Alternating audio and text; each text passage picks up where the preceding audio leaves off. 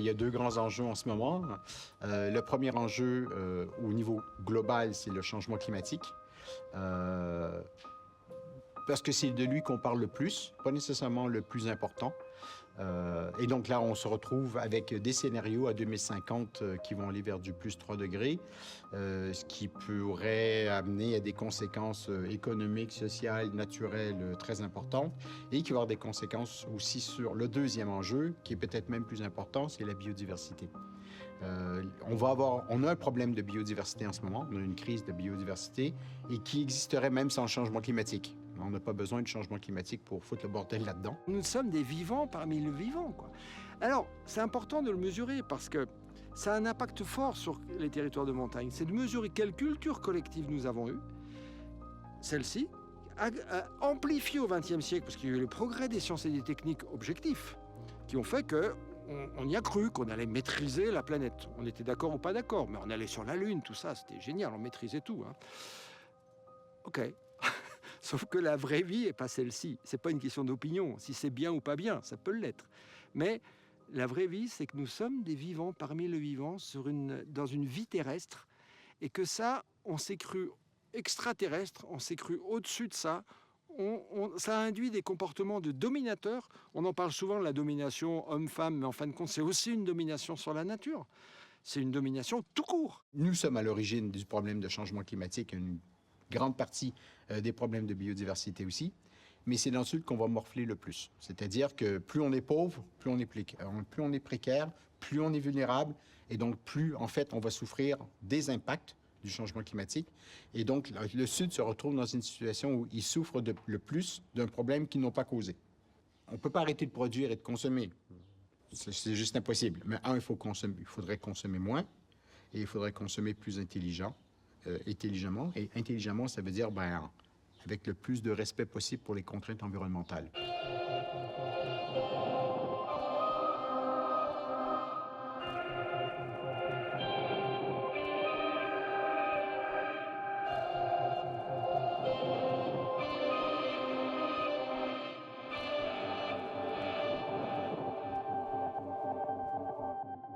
Quand on regarde dans la région d'Annecy ou même à l'échelle des Alpes, on est plus à 2,5 degrés depuis 1900. Donc le réchauffement, il est au moins 2 fois plus vite, au moins. La fonte des glaciers sur Terre depuis 1960, c'est comme si vous remplissiez l'Espagne. Vous prenez toute la taille de l'Espagne, vous mettez 20 mètres d'eau sur toute l'Espagne.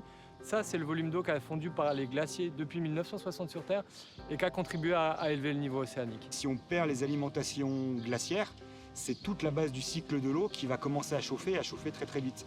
Et dans quelle mesure les poissons, la faune et la flore globale pourra s'adapter à ça, c'est quelque chose qui nous interroge aussi beaucoup à l'heure actuelle. Je ne suis pas inquiet pour les territoires de montagne. Je le suis inquiet. Si on continue à bétonner, si on continue à faire du lèche d'été, si on continue à foutre des pylônes, si on continue comme si de rien n'était, à nier la spécificité de la montagne en fin de compte. Quand l'accord de Paris a été signé, moi, ce que j'ai craint tout de suite, c'est que, on a signé l'accord de Paris, on a sauvé la planète. Parce que c'était ça le message. Mais je peux vous dire, moi, qu'une convention internationale, avant qu'elle soit vraiment appliquée au niveau national, qu'elle soit transformée en politique publique qui vont avoir des effets, on a le temps de mourir 4 fois de changement climatique. La recherche le montre plutôt bien un peu partout. C'est au niveau des collectivités territoriales que ça se fait. Les villes sont à l'origine, en fait, quand on regarde de la plus grosse empreinte environnementale, c'est là que ça se situe, mais c'est aussi dans les villes où on peut trouver le plus de solutions. C'est pas parce que éteindre la lumière, c'est pas suffisant qu'il faut rien faire par ailleurs. Il n'y a aucune solution qui va fonctionner. Il n'y a aucune solution unique qui va fonctionner pour résoudre le problème, c'est trop complexe. Il y a un ensemble de solutions. Et donc, tous les petits gestes comptent. Face à une crise, on peut très bien dire l'autruche, et je vais m'amuser comme un petit fou avant que ça pète. Mais si on veut vivre dans une société qui n'est pas sous crise de ressources naturelles constantes et qui va nous amener très probablement à des scénarios d'autoritarisme, voire pire, politique, de perte de liberté individuelle, etc., si on veut éviter le scénario cauchemar. Le scénario cauchemar, c'est pas juste l'eau qui monte, c'est que politiquement, on risque de perdre nos droits. Et pour s'en sortir, si on veut s'en sortir, d'abord on s'en sortira ensemble ou on s'en sortira pas. Et si on veut s'en sortir ensemble, il faut s'y mettre ensemble. De plus en plus terrifiés et révoltés par l'état de la planète et par le sort de ses habitants, nous n'avions plus le choix que de passer à l'action. Découvrir pour demain d'autres modèles, d'autres regards, d'autres visions.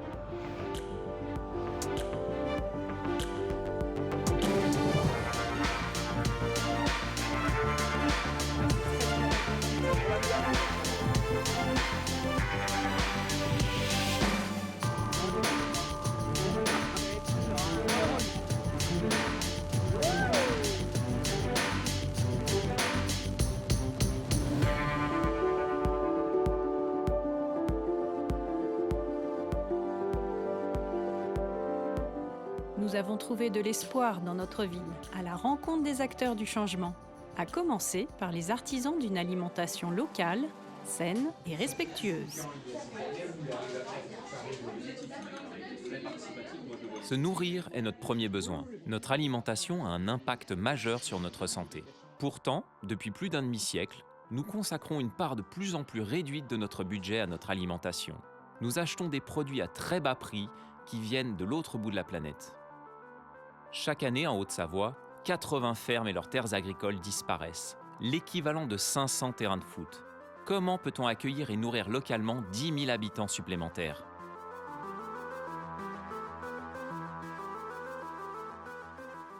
On accueille 2000 personnes par an.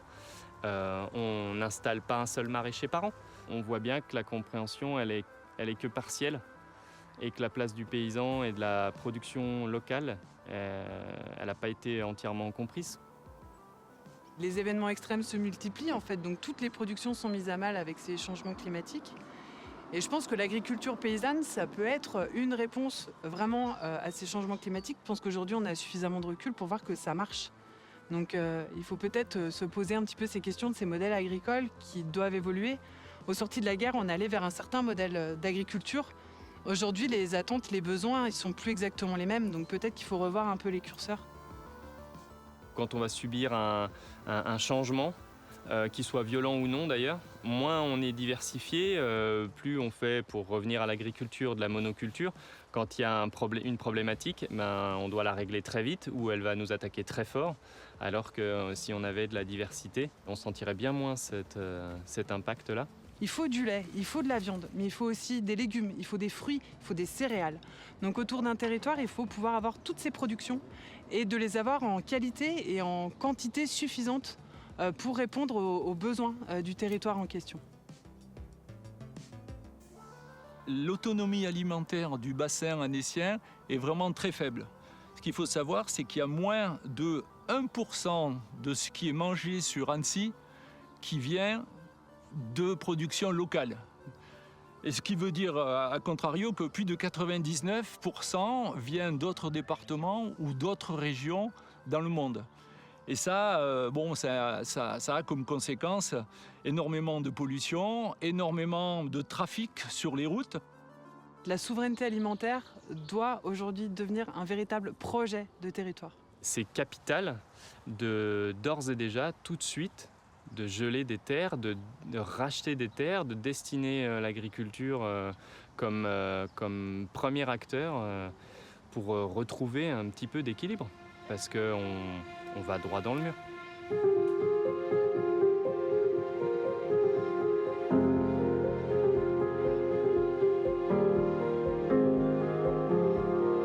Heureusement, des paysans et paysannes résistent. Le GAEC Les Jardins du Petit Chaperon Vert produit des fruits et des légumes sur un terrain de 10 hectares en pleine ville. Cette AMAP fait partie de la Maison des semences paysannes de Haute-Savoie. Ses missions, le maintien de la biodiversité et l'autonomie des fermes. Des semences en partage pour contrer les méthodes de l'agro-industrie qui utilisent des semences gourmandes en pesticides et qui ne sont pas reproductibles.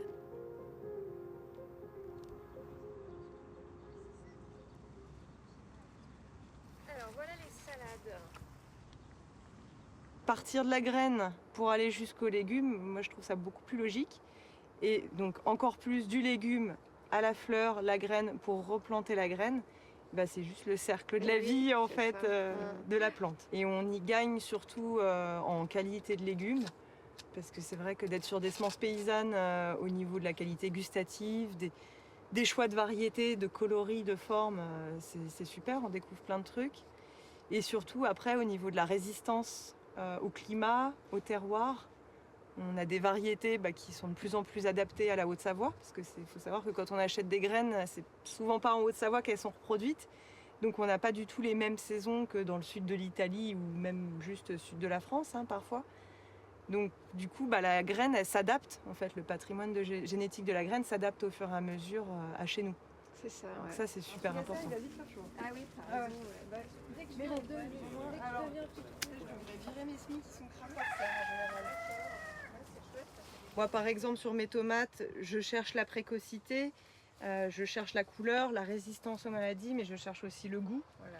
Et en fait, le goût est très souvent oublié des grands semenciers, donc c'est un gros problème, oui, je trouve personnellement, parce que c'est l'alimentation, on prend plaisir aussi dans ce qu'on mange. Mais souvent, eux, ils cherchent à juste faire de la quantité, de la productivité, quelque chose de résistant. C'est vrai que les semences de tomates les tomates seront moins résistantes, les tomates paysannes, mais en salade, ça n'a juste rien à voir. Et là, on les récolte au fur et à mesure de la maturité des graines. Non, c'est moi. C'est toi, d'accord. C'est pour ça.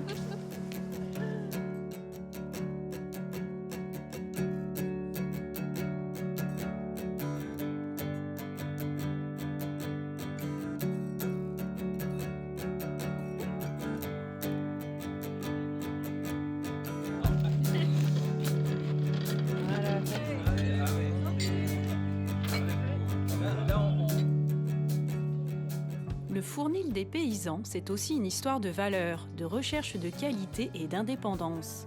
Laurence et Fabien partent du grain jusqu'au pain en totale autonomie. Ils produisent leurs semences, leurs céréales, leur bois pour la cuisson du pain. Leurs bêtes produisent de l'engrais pour les cultures et des œufs pour les brioches. Producteurs de blé ancien, ils prennent le temps de faire un pain digeste, nutritif, riche de sens, à leur image. C'était une vraie envie au départ. En fait, en étant autonome, on devient libre. On n'est plus tributaire des marchés mondiaux, des cours mondiaux, de la spéculation. On n'est plus tributaire des excès de production qui ont tendance à tirer les prix vers le bas. Nous, sur notre ferme, tout est fait en local, donc tout est produit sur place. Et le circuit de distribution, il est assuré par nous-mêmes, donc on n'a jamais d'aléas de ce type-là. C'est riche de sens et c'est très valorisant quand on peut donner de main à la main le fruit de nos travail à quelqu'un et qu'on sait qu'on va pouvoir le nourrir de manière saine et naturelle. Voilà. Et lui expliquer aussi toute la chaîne, exactement comment c'est fait, pouvoir lui montrer d'où ça vient, le travail qu'on a réalisé pour faire le pain qu'il va acheter. Donc ça, pour nous, c'est très important, répondre à leurs questions. Quand les gens repartent avec notre pain, on est à quelque part sur la table du repas avec eux à chaque repas. Cette farine, c'est la farine de petit épeautre. D'accord. Donc c'est une farine...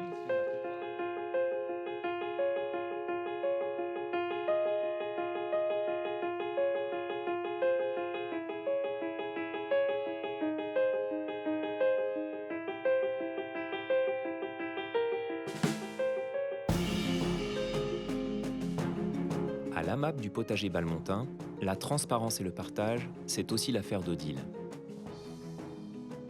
Une AMAP, c'est une association pour le maintien d'une agriculture paysanne qui propose un modèle économique plus éthique. Les consommateurs participent à l'organisation de la vie de l'AMAP. Ils s'engagent aussi financièrement pour une juste rémunération de leurs maraîchers.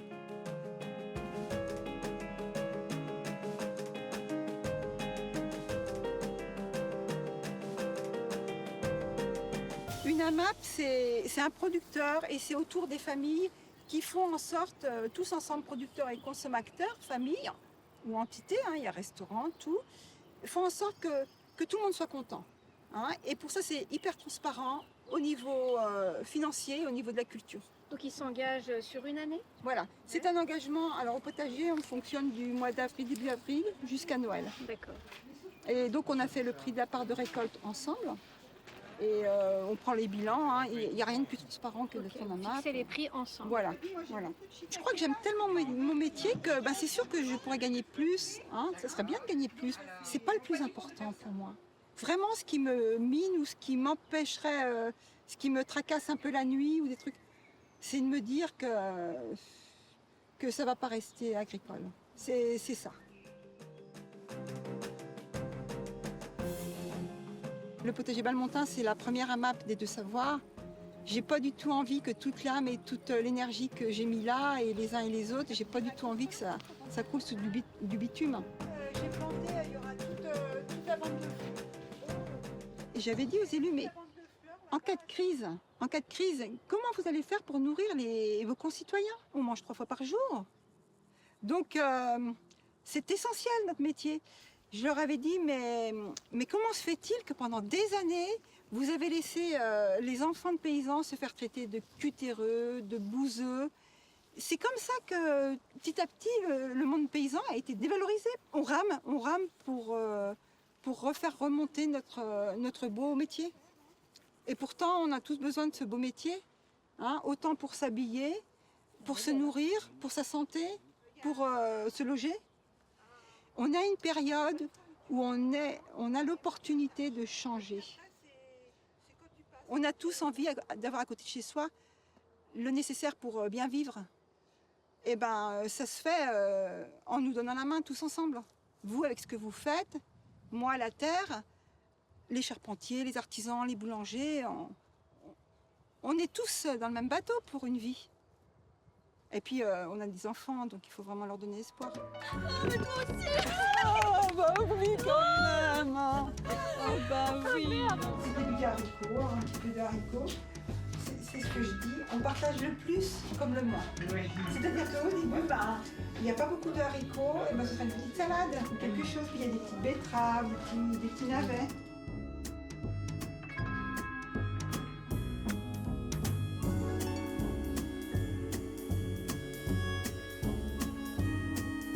De toute façon, moi et mon jardin, c'est un. C'est pas difficile, c'est un.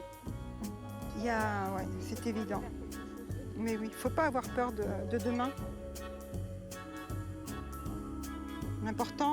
L'important, tu vois, pour moi, c'est de rester moi et de m'apprécier comme je suis.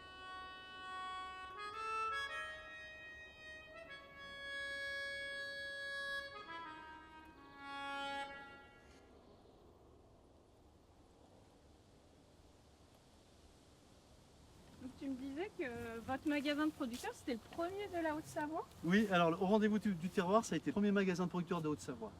J'avais quelques variétés de pommes qui se vendaient mal dans le circuit normal, les rouges à cette époque-là. Donc ils vous disent, faut arracher la rouge, et puis vous plantez une autre variété. 2 ans après, ils vous disent, on a trop de jaune, il nous faut de la rouge. C'est qui il? Il, c'était notre vendeur, c'était voilà, qui allait vendre dans les grandes surfaces. Okay. Voilà. Voilà. Donc au bout d'un moment, vous vous dites, on peut plus suivre, quoi. Et voilà. Donc vous essayez de vendre votre produit que les autres n'arrivent pas à vous vendre. Et il se trouve que ce produit, il plaît aux consommateurs.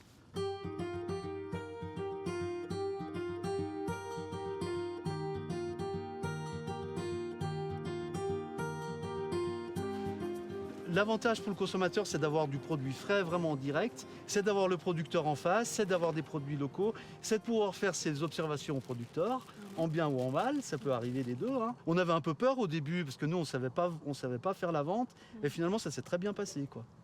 Est-ce que justement, dans ce genre de magasin, les gens comprennent que parfois, ça coûte un peu plus cher parce que c'est de la qualité et parce que derrière, il y a aussi des humains qui ont besoin de vivre, tout simplement? Ils le comprennent à condition qu'il y ait de la qualité. Moi, j'ai embauché un salarié sur ma ferme, par exemple. Il y a 2 salariés à temps plein au magasin, plus 2 stagiaires. Il y a eu des installations de producteurs. Et quand on cumule tout ça, on arrive à plus de 10 personnes. Et plus la consolidation sur les fermes, quoi. Est-ce que vous avez aidé des producteurs à s'installer puisqu'il vous manquait? Oui, parce que voilà, on a rentré des producteurs qui ont pu développer leur gamme, qui ont pu s'installer, voilà. Ce qui me ferait mal au cœur, c'est de vendre à une centrale d'achat, si vous voulez. Ouais, voilà. Et de ne pas savoir où va mon produit, voilà. De voir juste un numéro de lot sur la... On ne sait plus du tout d'où ça vient, d'où c'est. Et je pense que ça me poserait problème.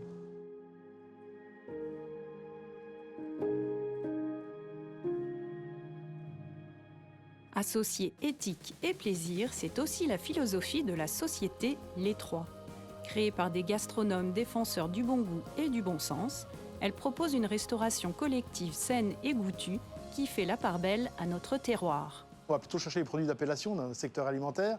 Donc on parle d'AOP, d'IGP, anciennement AOC. Voilà, c'est plutôt ces produits-là qu'on va aller chercher, qui ont une certaine éthique. Et puis les produits bio, bien évidemment. Pour nous, le bio égale local. Enfin, encore une fois, le bio qui a fait le tour de la planète, vraiment aucun intérêt. Le bio doit être local, de saison, puis plutôt brut, puisque dans nos cuisines, ça c'est aussi notre spécificité. Hélas pour les autres, nous avons des cuisiniers qui cuisinent. Oui. Un bon produit a un coût, mais quand le coût il est à proximité, le producteur qui est à proximité, il n'y a pas d'intermédiaire. C'est pour ça que moi je fais un peu pour les circuits courts aussi. C'est vrai que les grossistes ils sont sympas, mais c'est souvent pas eux qui font vivre le producteur, parce que le producteur a du mal avec eux. C'est eux qui s'engraissent sur le dos du consommateur et du producteur. Plus on ira chercher en direct, plus on aura le produit issu au plus proche de sa production. En plus, on aura un produit qui aura tendance à être plus frais. C'est pas vivre en autarcie. Mais en tout cas, on se doit de faire travailler le producteur qui est à côté de chez nous. On ne doit pas le regarder mourir. Au contraire, on doit le regarder vivre. En tout cas, on ne peut pas faire l'impasse sur une bonne alimentation. Ah ben non, c'est la base. La base de la vie, c'est l'alimentation. L'enfant, sa première douleur, elle est liée à l'alimentation, le bébé. Et une fois qu'il a mangé, tout va bien. Donc quand on mange un produit sain, on ne peut qu'aller mieux. Moi, je crois beaucoup à ça. De toute façon, notre corps, plus il mange sain, plus il aura tendance à être sain. Après, il faut manger le bon produit à la bonne période. Les saisons, elles servent à ça. Le corps, il a besoin de se régénérer en fonction des saisons. Et les produits qu'on trouve à disposition pendant une saison, c'est ceux qui sont bons pour le corps. L'objectif, c'était de donner des produits sains aux enfants. C'est-à-dire quand on prend l'exemple d'un bébé qui son premier aliment après le lait maternel, souvent c'est une compote, notre métier d'adulte responsable, c'est pas de lui donner une compote avec des pommes qui ont été traitées 30 ou 40 fois, mais plutôt une compote bio. Et le bio, encore une fois, les pommes ici en Pays de Savoie, c'est pas un souci. On a de gros producteurs, de jolis producteurs, de belles personnes, et on va chercher ces produits-là. Un enfant qui mange bien quand il est petit, il mangera bien toute sa vie. En choisissant ce que je mange, je décide du monde de demain. Et si nous goûtions au plaisir d'agir en accord avec ce qui nous paraît sain et équitable, le plaisir d'être responsable. Une responsabilité qui doit pouvoir s'acquérir et se bonifier tout au long de la vie. Nous apprenons en permanence les uns des autres, de nos expériences et de notre environnement.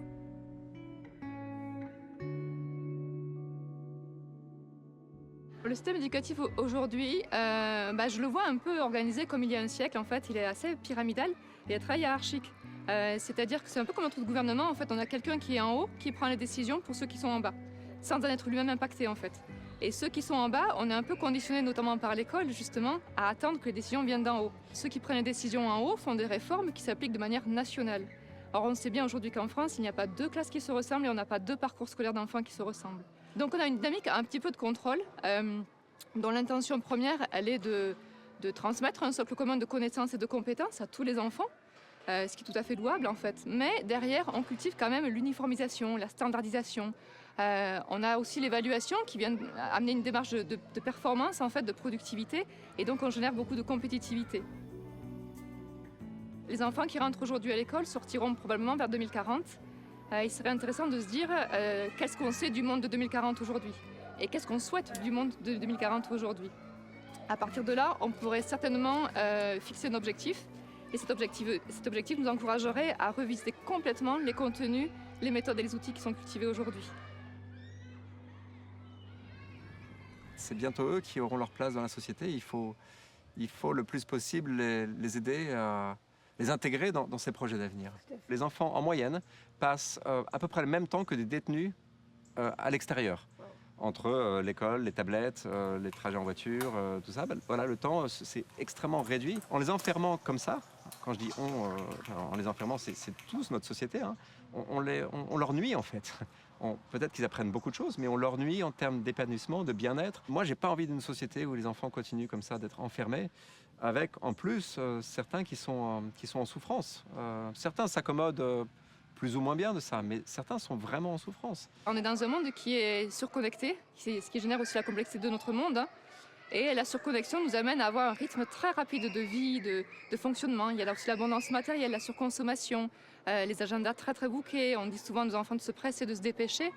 Juste leur offrir le fait simplement de ralentir. Ralentir, épurer nos classes, minimiser, pour juste les ouvrir à la contemplation, à l'émerveillement, peut-être même à l'ennui. Parce que je suis sûre que l'ennui est une source en tout cas une porte d'entrée vers la créativité, et on a vraiment besoin de gens créatifs. C'est dur d'aider un enfant à grandir et de trouver le juste positionnement. Et on vit dans une société qui a mis le lien nature de côté, qui ne favorise pas forcément l'épanouissement profond de l'enfant. Mais allions-nous, combinons nos forces, nos talents, nos idées pour collectivement qu'on soit plus au service des enfants.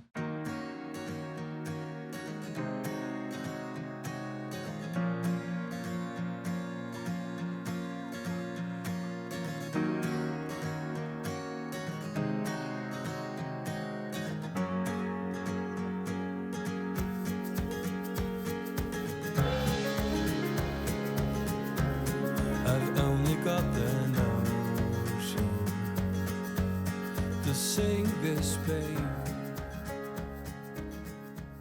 Aujourd'hui, on voit il y a des études des neurosciences qui montrent que les enfants sont en déficit de nature avec des conséquences graves sur le développement de l'enfant. Donc l'idée, c'est vraiment de les reconnecter à la nature. D'une part, juste d'être en nature pour se reconnecter profondément à qui ils sont, hein, parce que pendant des millions d'années, on était dans la nature, c'était notre lieu de vie.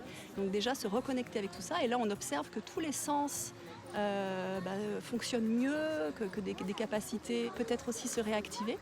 Donc il y a toute cette partie-là, juste être en nature et se reconnecter avec qui on est profondément, ce qui apporte une connaissance de l'enfant, de qui il est, qui petit à petit mène à une paix intérieure, qui facilite ensuite les apprentissages plus classiques. Et puis après, c'est être en nature pour apprendre par l'expérience, parce qu'on s'est rendu compte aussi, hein, les études le montrent, que les enfants apprennent beaucoup mieux quand ils expérimentent quelque chose. Construire une cabane, c'était un besoin vital de sécurité de l'enfant. Ça, c'est lorsqu'on sait faire son habitat, lorsqu'on sait chasser, lorsqu'on sait entendre le danger en écoutant les oiseaux, lorsqu'on sait allumer un feu, et ça crée une paix intérieure, parce que pendant des millions d'années, si on ne savait pas faire ça, on était foutus. Hein. Et là, très rapidement, dès la première semaine, en arrivant ici, les enfants se sont précipités un petit peu au-dessus et ont commencé à construire leur cabane. C'était absolument pas prévu.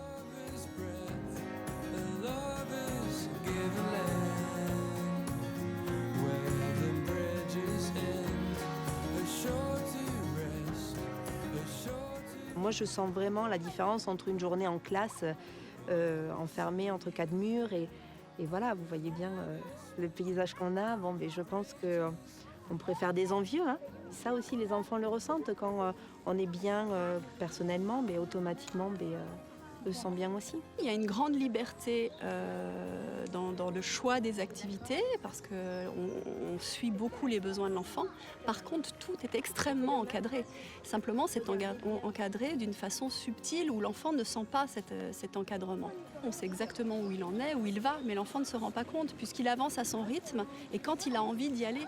Donc il y a une liberté, mais qui est très contrôlée.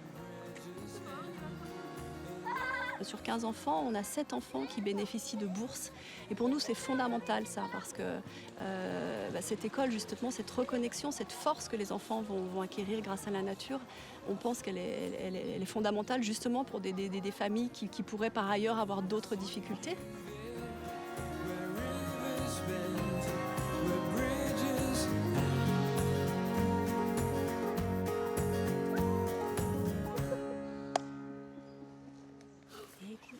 Observer, ressentir, être bien. Les garçons, il va? C'est pas trop dur avec tes pieds dans le attention les pieds avec votre corde.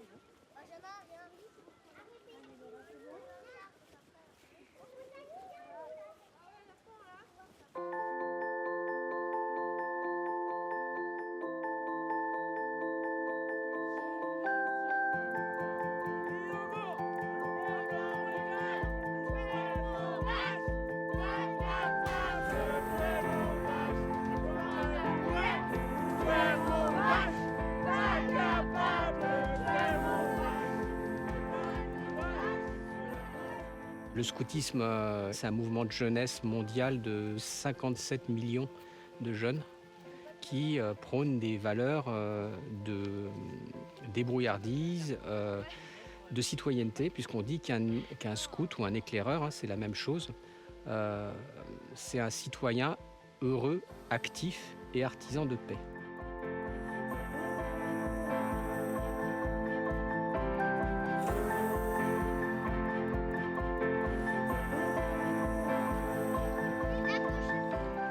C'est difficile d'apprendre l'autonomie à la maison parce qu'il y a toujours une espèce de référentiel culturel familial qui est toujours là, toujours présent.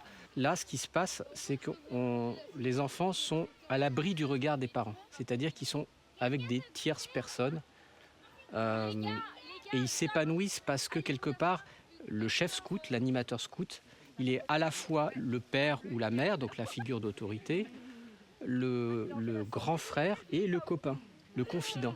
Donc il y a ce qu'on appelle ce triangle de l'animateur qui définit en fait les relations d'un chef ou d'une cheftaine scout envers les enfants. Et c'est différent d'une relation d'un parent à un enfant. Et c'est ça qui permet de développer autre chose chez l'enfant.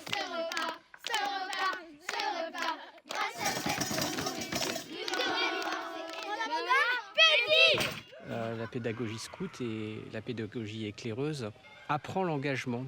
Ça apprend aussi un rapport immersif à la nature qui fait que c'est des gens qui vont se tourner, qui vont avoir plus de facilité à faire des randonnées, à être dans la nature, bien sûr. Et puis, la pratique de la méditation, je pense, leur amène une forme d'honnêteté vis-à-vis de leurs propres émotions. C'est-à-dire qu'ils sont capables de reconnaître des états de peur, par exemple, et puis de se calmer simplement parce que la méditation leur a donné une petite capacité ou une grande capacité d'introspection en plus. En venant aux EDLN, je pense que demain, les jeunes vont pouvoir avoir une appréhension de l'impact de l'homme et de se dire bah, ok, comment moi je pourrais réagir ou faire autrement pour protéger cette nature.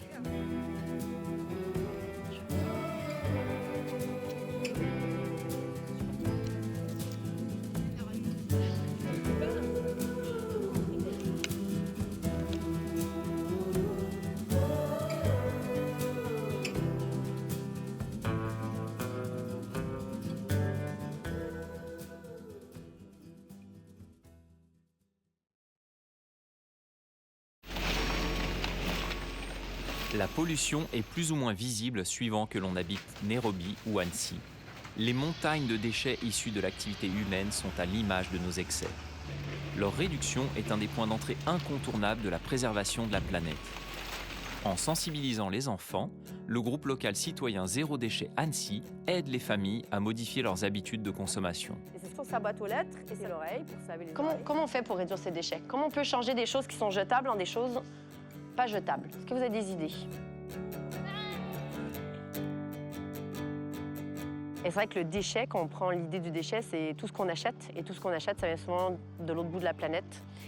Et donc, je me suis dit, si les gens ont réduit notre consommation et qu'on réduit le plastique autour des sachets de pâtes, autour du gel douche, etc., bien forcément, ça vient plus de l'autre bout de la planète. On n'utilise plus de ressources comme le pétrole. Donc, forcément, on réduit notre bilan carbone. Et donc, pour moi, le déchet, en tout cas la consommation de déchets, est pour moi la base d'une pollution beaucoup plus globale.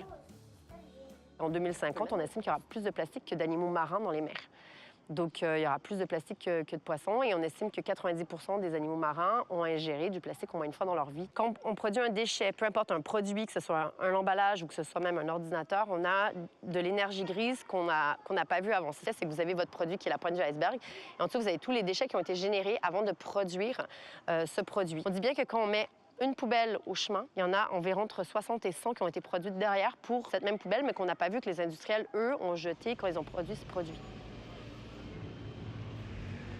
Nous, c'est vrai que nos déchets, on les voit pas. Hein. Mais derrière, quand on brûle quelque chose, il reste toujours des cendres. Il ne faut pas croire que nos déchets se volatilisent en fumée, qu'on n'a plus rien derrière. Et des fois, ce qu'on préfère faire aussi, c'est d'envoyer ces déchets à l'autre bout de la planète. Parce qu'on nous dit qu'ils seront bien traités là-bas, mais il faut savoir que voilà, c'est une forme de mafia. Il y a une grosse mafia autour du déchet. On est autant responsable que les pays qui gèrent moins bien leurs déchets que nous, parce que nous, on envoie les déchets chez eux déjà. Quand vous jetez un mégot de cigarette dans une grille d'eau pluviale, il n'y a pas de filtration. Les gens ne le savent pas, mais il n'y a pas de filtration. Et même le recyclage n'est pas une solution parce que, en fait, quand on prend une bouteille plastique, même si on la recycle en nouvelle bouteille plastique, il faut réinjecter du nouveau plastique dedans. Donc, quand on recycle notre bouteille plastique, on encourage à reproduire du plastique. Donc, en fait, on est vraiment dans un cercle vicieux où plus on recycle, plus on produit. Le zéro déchet, il peut toucher tout le monde. On peut même pas, on n'est pas obligé de le faire à grande échelle comme moi je l'ai fait, mais on peut dire, bah oui, tel jouet, je regarde sur le bon coin avant, ou je vais dans un vide-grenier voir si je le trouve au lieu de l'acheter neuf. Et on change un peu 2-3 trucs. On se prend une gourde d'eau, on n'achète plus de bouteilles d'eau en plastique. C'est plein de petits gestes qu'on peut faire. On n'est pas obligé de passer au tout zéro déchet, mais chaque petit geste compte. Pour moi, c'est important et ça se démocratise de plus en plus. Et je pense que ça a un impact forcément positif. Du pouvoir d'achat au pouvoir d'agir, il n'y a qu'un pas que nous franchissons par nos choix de consommation. Notre système économique fait la part belle à la finance. Il nourrit l'appétit toujours plus grand de certains actionnaires et témoigne de l'asservissement des politiques publiques. En tant que consommateurs, nous pouvons amorcer un changement de modèle. Seulement 2% des échanges monétaires correspondent à des biens réels ou des services réels. 98% des échanges sont de la pure spéculation, c'est-à-dire c'est des titres que j'achète, que je revends. Parfois, ça se passe à la microseconde d'ailleurs. Et ça, c'est très délétère. Un grain de blé, une fois qu'il est produit, avant d'être consommé, il peut être revendu jusqu'à 2000 fois. La part qui est consommée et finalement représente très peu dans l'économie. On va avoir 1999 transactions qui seront simplement du gain financier et il n'y en a qu'une seule qui correspondra à l'achat réel. On ne sait pas si la banque va financer des industries ou des activités éthiques ou pas. Que finalement, le pouvoir, aujourd'hui, le pouvoir, il est détenu par l'argent, par ceux qui détiennent, qui ont accumulé l'argent. Mais ils accumulent l'argent parce qu'on leur donne aussi. Moi, ça fait belle lurette que je ne prends plus l'avion, je n'achète plus chez McDo, etc., etc. Amazon terminé. Donc voilà. Et tout ça, je ne savais pas. Pour certains, il y a peu de temps que j'ai arrêté. Donc c'est au fur et à mesure se renseigner, voir où est-ce que mon argent est délétère et va finalement donner de la puissance à ceux que je ne veux pas. Nos actes d'achat ne sont pas neutres. Bien au contraire, ils peuvent être de formidables leviers pour faire bouger les lignes. La monnaie locale, c'est une monnaie citoyenne. Donc ça veut dire que derrière une monnaie, il y a des règles du jeu. Et les règles du jeu, elles sont définies par un collectif de citoyens. Alors que les règles du jeu de l'euro, on a voté il y a un certain nombre d'années, mais maintenant les règles du jeu de l'euro, c'est la Banque Centrale Européenne, c'est à Francfort. Et cette Banque Centrale Européenne est indépendante des pouvoirs politiques. Chaque gentiane qui circule sur le territoire est en fait garantie par un fonds dans une banque. Et cette banque, évidemment, ce ne sont pas n'importe quelle banque. Les banques sont choisies pour leur aspect le plus éthique possible. Sont des euros qui vont être prioritairement affectés au financement de projets locaux. Et quand on est un citoyen un peu préoccupé par ce qui se passe au niveau des règles du jeu mondial, il ne faut pas se préoccuper juste de cet acte d'achat, mais il faut aussi se préoccuper de tout le reste. Les banques, la mondialisation financière et puis la partie démocratique. Pour moi, c'était une logique absolue d'accepter cette monnaie locale, ces valeurs qu'elle porte sur l'écologie, mais aussi sociale, de cohésion, de rencontres, de réseaux. Nous aussi, on a notre rôle à jouer en tant que professionnels. Et du coup, oui, ça parle forcément. Et puis ce lien avec les clients qui ont vraiment l'impression que leur achat a du sens, en fait. Voilà. J'ai accepté justement pour impulser cette dynamique de recevoir au niveau de mon salaire une partie en gentiane. Les adhérents peuvent payer leur cotisation ou le paiement des stages en gentiane. On a tous ce souci de transmettre aux enfants autre chose que l'aspect compétition et performance et résultats des matchs. Aujourd'hui, avec les parents et l'école, la famille et l'école, on est le 3e lieu d'éducation des enfants. Cette acceptation de la gentiane, ça en fait partie au niveau de la citoyenneté, connaître l'économie réelle, l'économie locale. Prenons un exemple de circulation de la monnaie gentiane. Le club de foot US Argonais paye une petite partie du salaire de David en gentiane. David va dépenser ses gentianes chez Adeline, au Day by Day. Adeline emmène son mari au restaurant The Marcel. Julien, le patron de ce restaurant, dépense ses gentianes à la buvette de l'US Argonnet lors d'un match de foot. La boucle est bouclée. Une monnaie complémentaire comme la gentiane circule 3 fois plus vite que l'euro et reste à 100% dans l'économie réelle, locale et non spéculative. Agir concrètement pour reprendre le contrôle de notre économie et favoriser un système plus éthique et solidaire, c'est aussi ce que proposent les Repair Cafés. Gérés et animés par des bénévoles, ces ateliers de réparation collaborative sont gratuits. Mais vous pouvez bien sûr faire un don à l'association lors de votre visite, et pourquoi pas en gentiane. Les objectifs d'un Repair Café, il y en a 3. Il y en a un, c'est bien sûr l'écologie, c'est qu'on répare des produits plutôt qu'on les mette à la décharge, même s'ils sont éventuellement recyclés. Et le corollaire de ça, c'est souvent quand on sépare d'un produit, on en achète un nouveau, et donc on va consommer des ressources qui ne sont pas illimitées de la planète. Le deuxième, c'est de former des personnes, les visiteurs qui viennent avec des produits, à réparer eux-mêmes leurs produits. Et le troisième objectif, c'est le côté café. C'est aussi de créer du lien entre les habitants d'un quartier, les réparateurs, voilà, dans une société où on est de plus en plus individuel. Et donc on fait des miracles régulièrement, quoi. Et les gens sont très contents. Nous, il y a un petit satisfecit aussi. C'est pas un petit. C'est un gros satisfecit. Moi, je dis, on est tous là. Ça, pour moi, c'est un des piliers du Repair Café, c'est de se faire plaisir. Et le plaisir, il est souvent double. Quand on arrive à réparer un produit, c'est fabuleux. Enfin, on est content. Et en plus, on voit le visiteur ou la visiteuse en face de nous qui est content aussi parce que ça y est, on a sauvé le produit. Et ça, c'est double dose. Voilà. Et en même temps, c'est intéressant aussi d'un point de vue pédagogique, d'un point de vue sociétal aussi, de voir la conception des objets, quoi. Et on voit bien à quel point, par exemple, si on nous amène un vieux mixeur qui a 50 ans, on va le sauver des fois beaucoup plus facilement qu'un appareil beaucoup plus récent, qui est bourré d'électronique extrêmement intégrée, sur lequel on peut quasiment rien faire, pas avoir de pièces. C'est pas fait pour être démonté, c'est où on casse. Voilà, donc c'est un peu déplorable, entre guillemets, quoi. Et en discutant avec les gens, en leur montrant, ils prennent conscience d'un certain nombre de choses, puis peut-être qu'au prochain achat, on réfléchit 2 secondes, quoi. Et ce qui, personnellement, moi, me fait un peu peur pour l'avenir, c'est tout ce qu'on entend au niveau des objets connectés, où demain, ça va débouler, et ça va débouler aussi dans les Repair Cafés, avec la connexion encore plus d'électronique et des tas de choses, on n'a absolument rien à faire, quoi. On va, je pense, continuer à empiler les déchets de plus en plus technologiques, de plus en plus intégrés, non réparables et non réparés, malheureusement, quoi.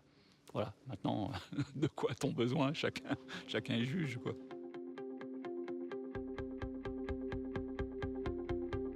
Bazar sans frontières est une association qui vit grâce aux dons des particuliers.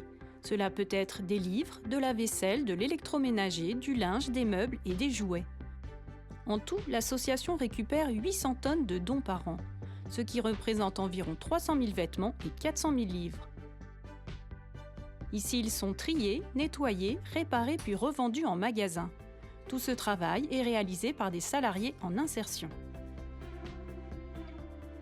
En vente, on fait 1 million de chiffre d'affaires Par an. par an. Ouais.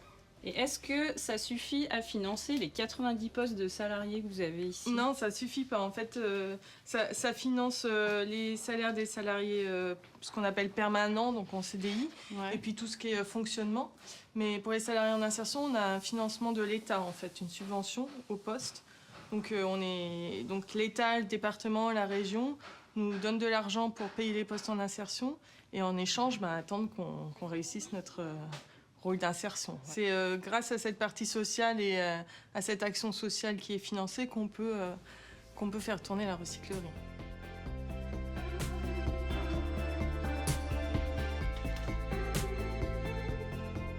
Et ça, Claire, qu'est-ce que c'est? Ça, c'est tous les vêtements qu'on nous donne.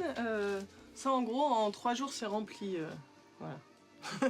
Pour vous donner une idée de la quantité. Mais tout ça, ça peut pas passer au magasin de vente? Si, on a des personnes qui... ça va pas tout passer en vente, on a des personnes qui vont trier. Tout ce qu'on peut pas garder, on le vend à un fripier et le reste, ça part en magasin. Toi, depuis que tu travailles ici, je crois que tu as changé un peu de vue sur l'industrie du textile. Ça t'a un peu dégoûté de... Ouais, c'est vrai que quand on voit la quantité d'habits qu'on nous donne, on se dit que c'est dommage d'acheter neuf avec tout ce qui existe déjà. Et puis c'est vrai que le vêtement, il y a un problème de recyclage. Pour l'instant, il n'y a pas de système de recyclage vraiment efficace parce que c'est plein de matières différentes. Il y a des boutons, des fermetures, il y a du coton, de la laine. Voilà. Donc pour l'instant, on ne sait pas vraiment le recycler. On sait que le revendre, mais au bout d'un moment, ça a ses limites. On ne peut ni arrêter de consommer, ni arrêter de produire. Mais on peut le faire de manière plus responsable, plus respectueuse des hommes et de l'environnement. Bruno, Christian et leur apprenti Bastien sont convaincus des vertus de l'upcycling. Ils conçoivent et fabriquent des meubles sur Annecy, exclusivement à partir de bois considérés comme déchets et collectés sur le territoire. Les palettes qu'on capte, elles sont destinées à être détruites. Or, l'arbre a mis 20 ans à pousser et arrivé en France, chez nous, on le détruit du jour au lendemain et il part en fumée. En fabriquant des meubles comme ces bureaux, on considère qu'on prolonge la durée de vie de ce bois et en plus, on fait des choses qu'on espère être belles et fonctionnelles. C'est vraiment le cœur de l'upcycling, c'est transformer une matière, l'anoblir en la travaillant en France et en la sublimant grâce au coup de crayon et à l'ingéniosité, à l'expérience de Christian. On extrait beaucoup dans la nature et beaucoup trop, sans réfléchir aux conséquences directes. Donc nous, on considère que une planche, elle a de l'importance et qu'elle peut faire autre chose qu'être broyée ou être brûlée. Donc on lui... On essaie justement de lui donner une seconde chance. Il faudrait d'abord éco-concevoir les produits pour penser à leur fin de vie. Le mot déchet est vraiment un abus de langage. Une matière délaissée peut avoir une seconde vie. C'est un travail énorme et c'est vrai qu'en général, les gens ne se rendent pas forcément compte. Ils nous disent « Ah, bah, c'est cool, vous ne payez pas votre matière ». On la paye beaucoup plus que si on allait chez une scierie classique. Parce que c'est vrai qu'il y a énormément de travail. Et puis des fois, la matière nous cause un peu plus de problèmes qu'on avait prévu. Les planches ne sont jamais très droites. Ça demande peut-être un peu plus de travail en amont, de réflexion, mais au bout du compte, on est capable de faire des choses intéressantes avec. Le recyclage est certes une solution intéressante, mais il y a des alternatives encore plus valorisantes pour la matière et pour l'avenir de la planète.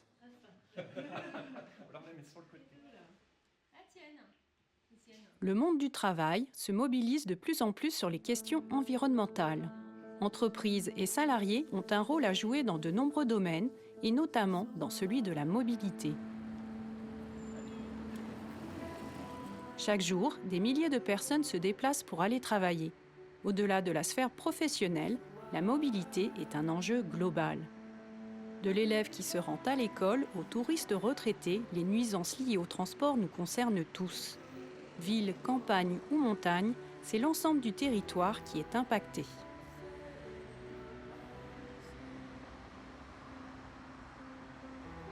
Le transport est une cause majeure de la pollution. Les oxydes d'azote qui sont produits par les moteurs sont responsables de 67% de la pollution, de 45% des émissions de gaz à effet de serre, d'un quart des particules de taille 2,5 microns, celles qui rentrent profondément dans les poumons et qui sont très mauvaises pour la santé. La pollution a du mal à s'évacuer. Et la cluse du lac, le bassin annécien, ne fait pas exception à la règle. Et donc, c'est une cluse relativement mal ventilée et qui est sujette à des épisodes de pollution. La pollution stagne sur le bassin annécien. Bien sûr qu'on a besoin de sa voiture. Moi aussi, je suis un automobiliste, mais j'essaye de l'utiliser le moins possible. Et quand je ne peux faire que ça, au moment atypique, par exemple. Si le soir, pour aller dans une contrée en montagne, on ne va pas faire des transports partout, faut pas se leurrer. Donc, il y a une place pour la voiture, mais quelle place pour la voiture? Et donc, pour inciter les gens à prendre autre chose, il faut leur offrir des moyens de se déplacer. Quand on grossit les routes, quand on grossit les tuyaux, alors certes, ça fluidifie le trafic sur ces tronçons, mais ça renvoie les bouchons plus loin. Donc, c'est cette sorte de fuite en avant dans une culture que je qualifierais de XXe siècle, où on fait des routes, l'attractivité du territoire va amener plus d'habitants, plus de trafic, plus de pollution. Donc ça n'est pas la solution. Il ne faut pas attendre des États, des collectivités territoriales et autres politiques et industries pour avancer. Chacun a un devoir de responsabilité et c'est la somme de ces solutions qui feront qu'on arrive.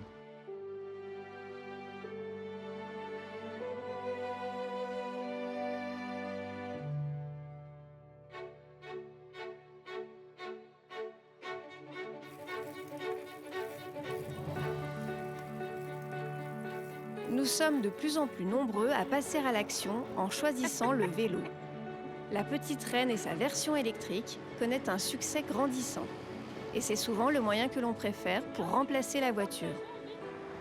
Ardent défenseur de la mobilité douce, Roulenco joue un rôle de conseil auprès des collectivités et accompagne tous ceux qui désirent passer au vélo.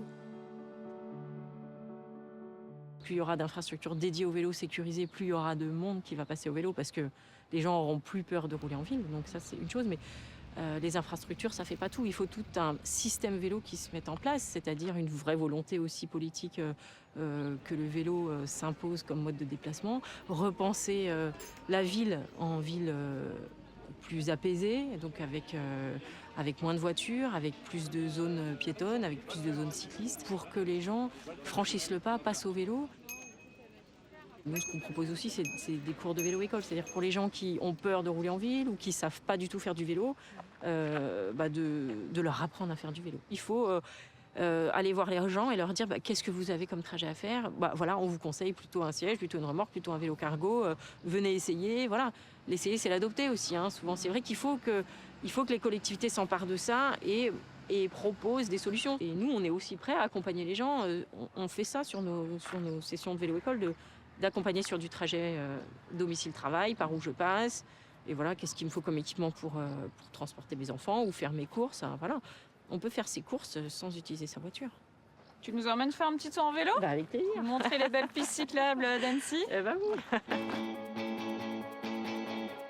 Vélo, trottinette, skate et roller sont de formidables modes de transport qui offrent liberté, flexibilité et rapidité en milieu urbain.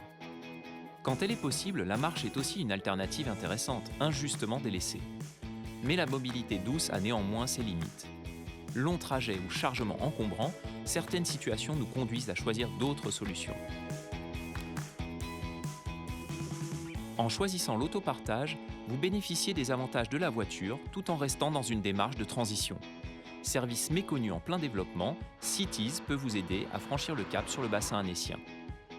L'autopartage, qu'est-ce que c'est ? Ce sont des voitures en libre service à disposition H24 et 7/7. Des voitures qu'on peut prendre à l'heure, mais aussi pour plusieurs jours, partir en week-end, partir en vacances. Et c'est un service qui est aussi bien adapté pour les professionnels, pour des déplacements de demi-journée, voire plusieurs demi-journées, et aussi pour les particuliers qui sont dans l'objectif de se démotoriser ou qui n'ont pas un usage de la voiture tous les jours. L'autopartageur, c'est quelqu'un qui est multimodal. Il ne prend pas la voiture pour chaque course. Il va se réfléchir, tiens, est-ce que là, à pied, c'est pas plus agréable et plus rapide ? À vélo, c'est le moyen gratuit, les jambes et le vélo, donc c'est ce qui est le plus favorisé. Et se dire, je prends la voiture quand j'en ai besoin, pour partir en week-end, partir en vacances ou faire une course en soirée pour aller voir un spectacle, faire ses courses alimentaires. Et covoiturer, bien sûr, parce qu'on peut covoiturer avec les Cities. Une Cities, ça remplace 9 voitures individuelles et 12 places de stationnement. Vous voyez les économies de places de parking qu'on peut faire en mettant des Cities. On peut libérer de l'espace pour faire plus d'espace vert, étendre les terrasses des cafés, les voies piétonnes, cyclables. Voilà, c'est un véritable atout de la mobilité douce.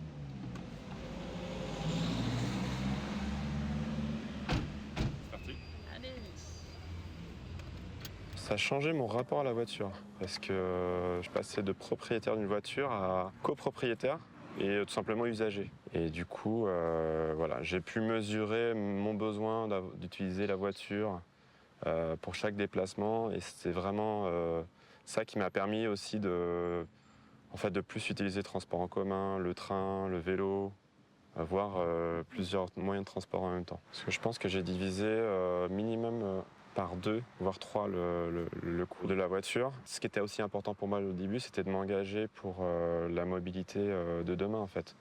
Une mobilité moins carbonée et être acteur quelque part à mon échelle.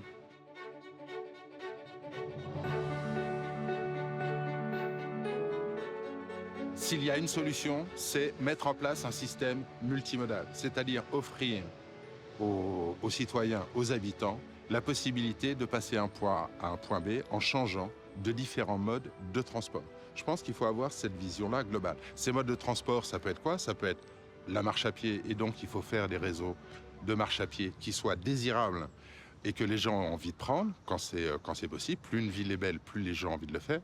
C'est aussi le vélo, parce que le vélo, c'est du sport, du tourisme, mais ça peut être aussi un moyen de transport. Donc pour ça, il faut des infrastructures sécurisées, des infrastructures en site propre, qu'elles peuvent partager avec des bus. Alors il y a des acronymes toujours en transport. Le BHNS, c'est un bus au niveau de service. Ça ne veut pas dire qu'on aura du café dedans, c'est un bus qui est plutôt dédié à aller vite et à passer plus vite que les voitures. Ce qu'il faut, les gens quitteront leur voiture quand on offrira un système qui leur permet d'aller plus vite, par exemple, à leur travail. C'est là-dessus qu'on doit travailler. Et on ne doit pas mettre en place un match vélo contre voiture, bus contre voiture, etc. Donc la concertation est importante. Donc le bus est une hypothèse. Il peut y avoir aussi des navettes qui soient à ce qu'on appelle des parkings relais, des P+R, où il pourrait y avoir des petits commerces, des espaces de coworking, une navette qui nous permettrait d'aller en centre-ville. Et puis après, il y a des technologies plus lourdes qui peuvent être le tram, par exemple, qui pourrait être un tram sur les bords du lac, mais aussi en ville. Ça, ce sont des gros chantiers qui prennent du temps, mais ça peut être aussi le transport par câble, parce qu'il ne faut pas s'interdire les équipements, puisque le problème, ce n'est pas l'équipement lui-même, c'est la manière dont on répond aux besoins des gens.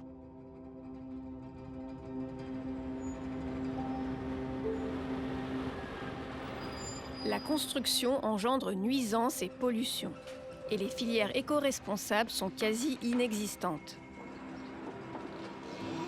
Dans ce contexte, Annecy doit relever le défi de la densification citadine, tout en limitant les impacts du réchauffement.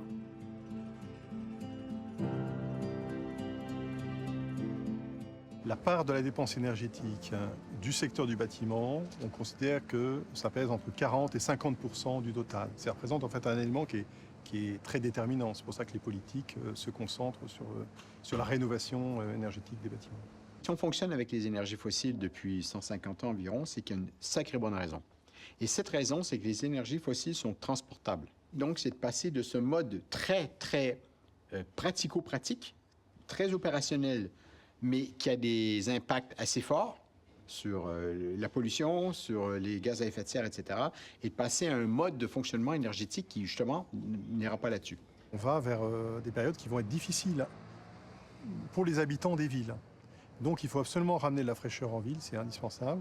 Et ça passe, en fait, probablement par le fait de replanter des arbres, c'est-à-dire densifier la présence végétale dans la ville, c'est indispensable. Première règle, on sait qu'on ne peut pas remplacer par une seule source d'énergie les énergies fossiles. On ne peut pas. Il faut les remplacer par une multitude de types d'énergie. Pendant longtemps, en France, même les économistes et les technologues avaient un scénario tout électrique en France pour 2050 parce que ça ne produit pas de gaz à effet de serre. Mais à force d'avoir énormément de demandes pour l'électricité, notamment l'informatique et les voitures électriques vont finir par venir sur le marché, on ne peut pas produire assez d'électricité. C'est juste pas possible. Donc, il faut avoir de la sobriété, c'est-à-dire on change nos comportements, nos pratiques, et il faut changer d'énergie. Les sources d'énergie existent déjà, mais on ne les avait pas envisagées de cette manière-là. Pourquoi? Parce que ce n'est pas tout à fait assez efficace, parce qu'il n'y a pas assez de volume. On était pendant longtemps dans une logique de gros volume. Donc, ça prenait soit un barrage, soit une centrale nucléaire, sinon ça ne vaut pas la peine. Mais en fait, des petites sources d'énergie comme ça, multiples, peuvent en fait contribuer à la transition énergétique. Il faut juste parfois... Des fois, il ne faut pas changer grand-chose, il faut juste changer le regard. C'est peut-être la chose la plus difficile à faire, mais de considérer que des eaux usées peuvent être une source d'énergie propre, c'est quand même un renversement de la logique habituelle, de la vision qu'on peut avoir. La technologie ouvre un champ des possibles colossal. Mais peut-on tout attendre des innovations technologiques? La notion d'énergie renouvelable doit être sans cesse questionnée, car la mise en œuvre des énergies vertes nécessite de l'énergie grise qui parfois est à peine compensée. Une isolation saine et performante, ainsi qu'une consommation mesurée, peuvent déjà réduire considérablement les dépenses énergétiques.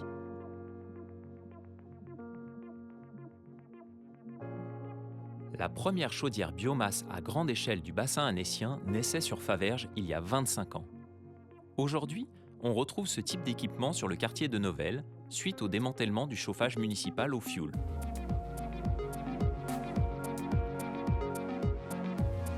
Cette chaudière biomasse valorise en énergie les déchets de bois non traités, issus des forêts voisines gérées durablement. La combustion du bois permet de chauffer l'eau qui circule dans un réseau souterrain de près de 8 km. Chaque année, la chaudière produit un total d'environ 50 GWh, 80% pour le chauffage et 20% pour l'eau chaude sanitaire. Elle permet d'éviter 12 000 tonnes de CO2 chaque année. Le CO2 dégagé par la combustion est en partie compensé par le CO2 absorbé par les arbres lors de leur croissance. Ainsi, ce sont 15 équipements publics et plus de 5000 logements qui sont chauffés grâce à 85% d'énergie renouvelable. Donc c'est une manière de valoriser les déchets bois. Exactement, avec des ressources locales, puisqu'on ne s'éloigne pas d'ici. À nouveau pour des raisons économiques, c'est qu'après le coût de transport deviendrait de toute façon trop important par rapport à la valeur marchande de ce qu'il y a dans un camion. C'est que là on est sur une solution industrielle avec des niveaux d'exigence réglementaire et des capacités aussi financières qui vont en face pour avoir des niveaux de contrôle de dépollution qui sont suivis et maîtrisés. Si on prend une installation domestique, une fois par an il y a un contrôle qui est fait. Si en refermant la porte le lendemain ça dérive, et pendant un an ça dérive. Voilà. Alors que nous c'est tous les jours en permanence, c'est mesuré. Dès qu'il y a quelque chose qui se passe, on est au courant et on intervient.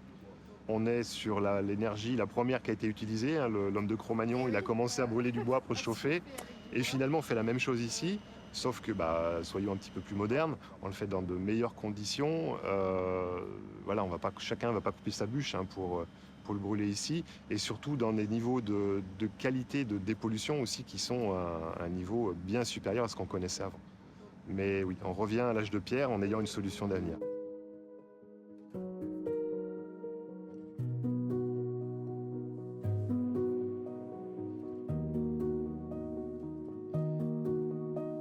Comme la combustion de la biomasse, la méthanisation permet de produire de l'énergie renouvelable avec des ressources locales. C'est en se préoccupant de la gestion du lactosérum, l'autre nom du petit lait, que Jean-Yves a décidé d'embarquer la ferme familiale dans l'aventure de la méthanisation. Tout le lait produit sur l'exploitation est transformé en fromage. Tome de Savoie, tome fermière et une pâte pressée-cuite qu'on appelle le montagnard. Il faut savoir que l'effluent du fromage, ce qui s'appelle le lactosérum, va aller ensuite sur la méthanisation. Donc c'est un très bon principe pour recycler ces produits qui sont pas mis aux égouts et qui sont très polluants si on les met dans les réseaux naturels.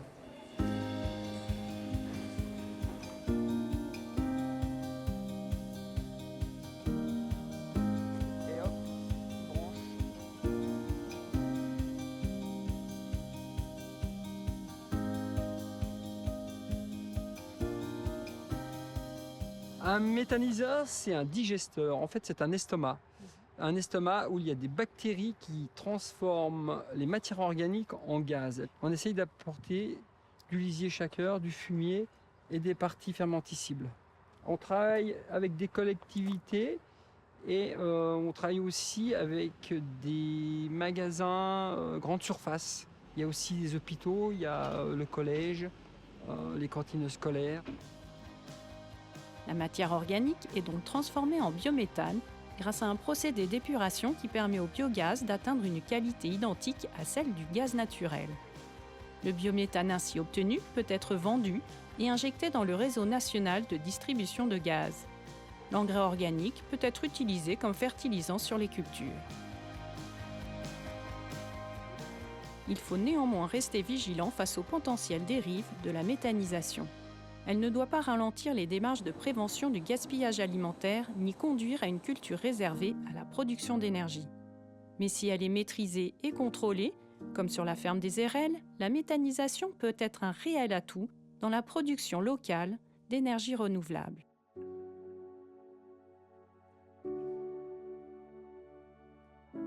Même lorsqu'elle s'inscrit dans une démarche écologique, la production de chauffage et d'énergie est toujours impactante.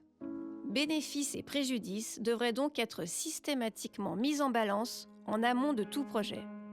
Et leur équilibre devrait guider nos choix.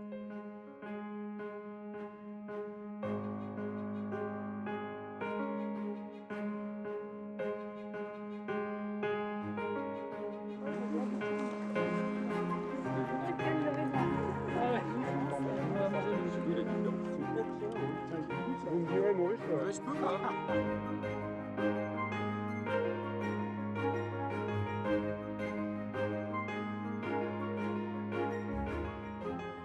J'ai réalisé, de par le travail qu'on faisait sur la certification bio, la difficulté que les paysans avaient à vivre, à garder leur terrain sur le territoire de la Haute-Savoie, et notamment le bassin annécien, et le gaspillage des terrains agricoles.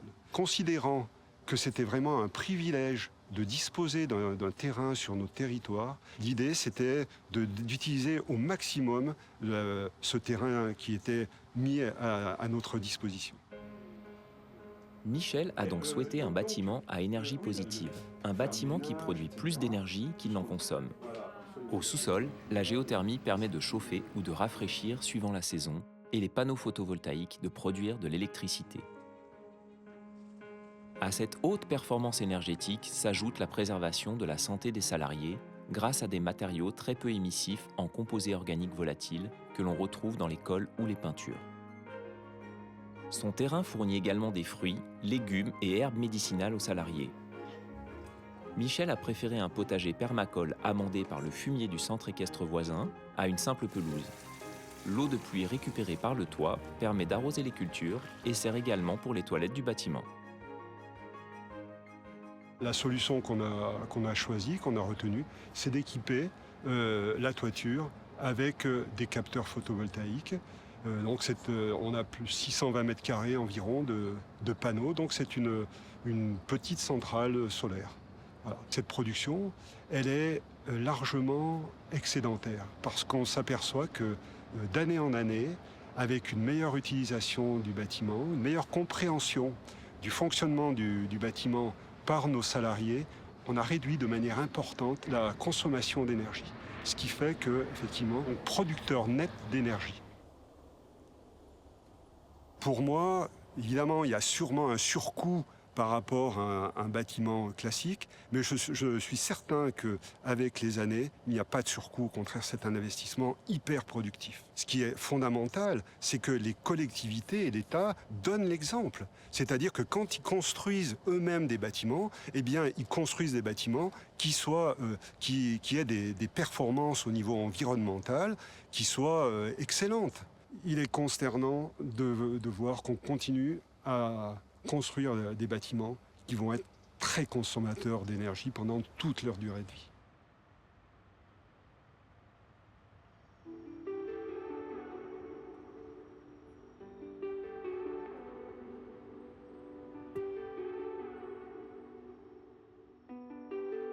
À la Solaire du Lac, chaque collaborateur représente une voix dans toutes les prises de décision, quel que soit le montant qu'il aura investi dans la coopérative. Un fonctionnement propre au statut de SIC, Société coopérative d'intérêt collectif. Citoyenneté et démocratie sont au cœur de leur démarche.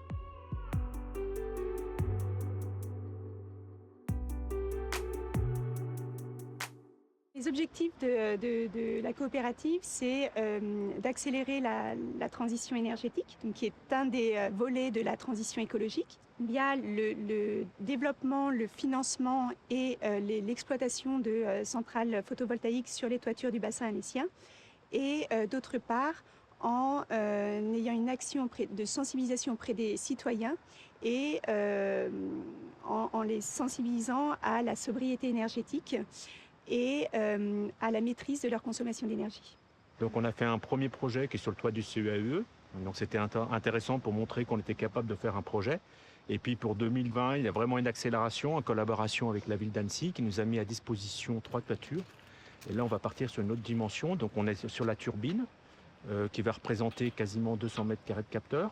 On va avoir l'école de la Plaine, 200 mètres carrés de capteurs à nouveau. Et puis on va avoir Novelle, que notre plus beau toit, qui va représenter quasiment plus de 500 mètres carrés de capteurs. Ce qui fait qu'en 2 ans, on aura fait 4 installations. On aura posé par des installateurs 1000 mètres carrés de capteurs. Et ça représente pas loin de 210 000 euros d'investissement. Donc une partie qui est par la souscription auprès des coopérateurs, une partie par des prêts bancaires.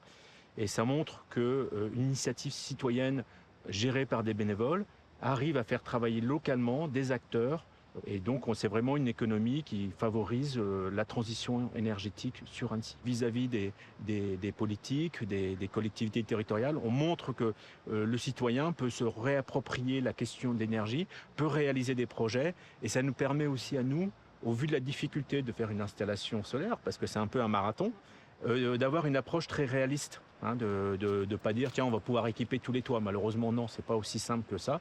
Donc ça nous permet aussi d'être un interlocuteur parce qu'on a acquis du savoir-faire et de l'expérience. On a vraiment besoin aujourd'hui que les citoyens prennent conscience que la sobriété est la première action à mettre en place. On peut mettre en place des indicateurs qui permettent aux citoyens de comprendre leur consommation, de la piloter et de la réduire.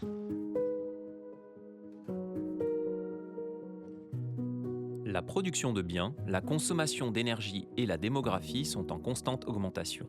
Sur une planète finie, la gestion de l'énergie nous questionne sur la gestion des ressources, sur nos choix, sur notre avenir. Connaître et maîtriser nos impacts énergétiques dans le respect du vivant, c'est sans doute une des clés pour retrouver équilibre et harmonie.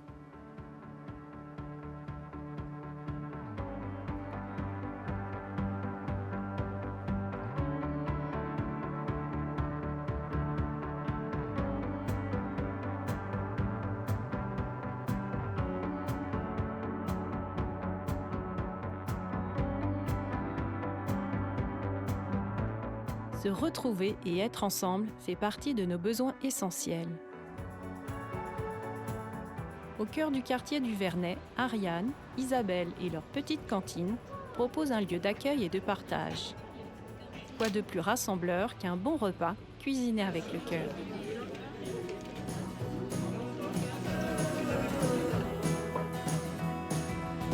Qui est au service des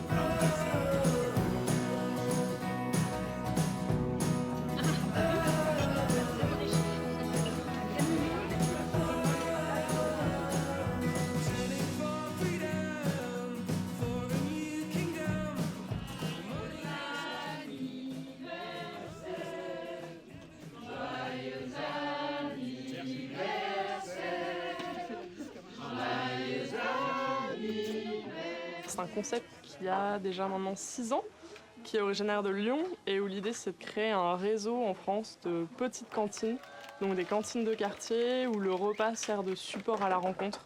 Donc c'est vraiment des lieux d'échange où toutes les cultures, tous les âges, tous les profils peuvent se rencontrer.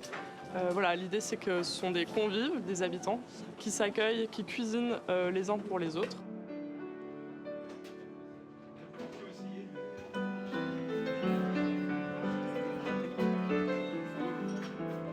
À Annecy, on manque de lieux comme celui-ci, de lieux où vraiment chacun est le bienvenu, où on peut vraiment se rencontrer en laissant tomber nos étiquettes et en étant tous au même niveau, je dirais, et en étant tous en capacité aussi d'apporter quelque chose au projet. Chacun a un endroit où il va pouvoir contribuer et apporter sa petite pierre, puisque chacun est invité à mettre la main à la pâte. Le matin, il y a une partie cuisine participative. Et ensuite, on ouvre le lieu à tout le monde est le bienvenu et on mange tous à une grande table. Et voilà, l'idée c'est de casser un peu cet anonymat qu'on peut avoir aujourd'hui dans les centres-villes où on ne connaît pas forcément ses voisins, les habitants. Et de vraiment créer ce lieu d'échange où tout le monde se sent comme à la maison et bienvenu. L'idée c'est qu'on puisse accueillir tout le monde et si je mets 3 € pour mon repas, je serai accueillie et le bienvenu de la même manière que si je mets 25 ou 30 €. Ce prix libre, c'est quelque chose de non conventionnel et c'est aussi un pari pour nous. Les habitants autour nous le disent, c'était un lieu un peu mort, ils étaient un peu tristes, ils peuvent plus acheter leur pain, ils ont plus de petits commerces. Et donc nous, on vient vraiment dans une dynamique de créer un lieu où il se passe quelque chose, où les gens peuvent venir se rencontrer, peuvent venir bien manger, peuvent venir parler. S'ils sont pas bien, ils savent qu'ils vont être bien accueillis. Ils sont pas obligés de parler, juste être là. Et comme disait Isabelle tout à l'heure, il n'y a pas d'aidant, il n'y a pas d'aidé. C'est chacun à sa place, chacun trouve sa place. Ça ne fonctionne pas comme un restaurant classique, c'est vraiment une cantine de quartier associative. Voilà.